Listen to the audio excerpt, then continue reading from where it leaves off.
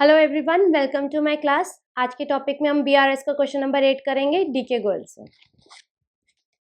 On 30th June 2020 the cash book of a trader shows a bank overdraft of ₹2500।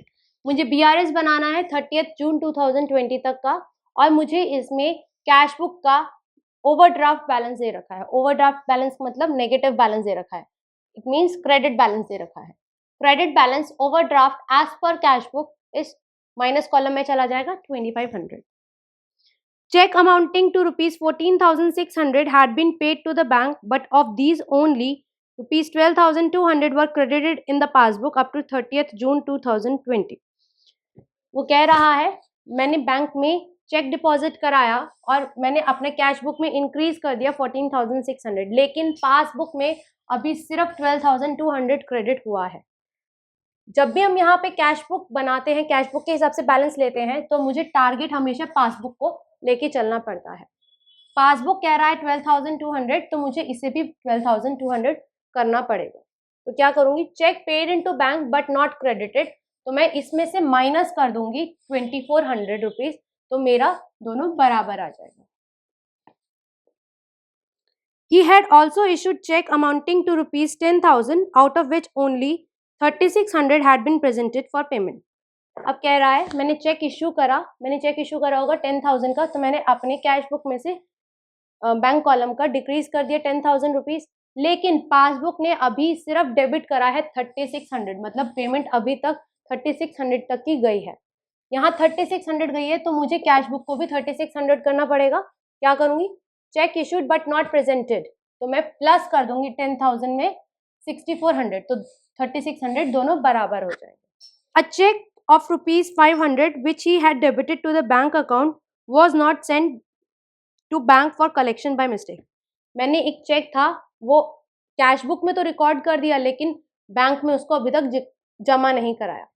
तो मैंने cash book में तो उसको +500 कर दिया, लेकिन बैंक में अभी तक भेजा ही नहीं, तो बैंक ने क्या कर रखा होगा, 0 कर रखा होगा। तो क्या करेंगे हम, ये 0 है तो इसे भी 0 करेंगे। कैसे, cheque not sent to the bank for collection and minus column में 500 रुपीज।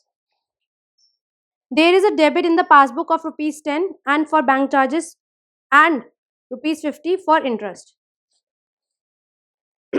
बैंक चार्जेस है -10, पासबुक में कैश बुक में रिकॉर्ड नहीं हुआ। -50 है बैंक इंटरेस्ट, कैश बुक में रिकॉर्ड नहीं हुआ। -10 है, तो यहाँ पे भी -10 करना पड़ेगा। -50 है, तो यहाँ पे भी -50 करना पड़ेगा। बैंक चार्जेस माइनस कॉलम में -10, बैंक इंटरेस्ट माइनस कॉलम में 50 rupees. A customer directly paid his bank 1,000 rupees, but it was not shown in the cash book। Customer ने डायरेक्टली बैंक में जाके जमा करा दिया।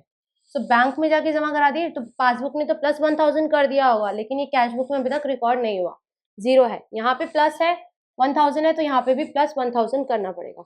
Amount directly deposit by customer, plus column में 1,000 कर।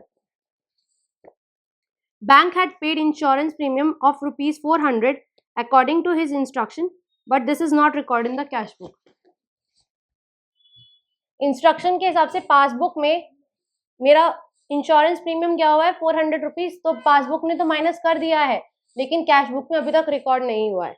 यहाँ पे -400 है, तो इसको भी -400 करना पड़ेगा। Insurance premium paid by the bank as per standing instruction, तो माइनस कॉलम में 400 कर देंगे। अब हम दोनों की टोटलिंग करेंगे।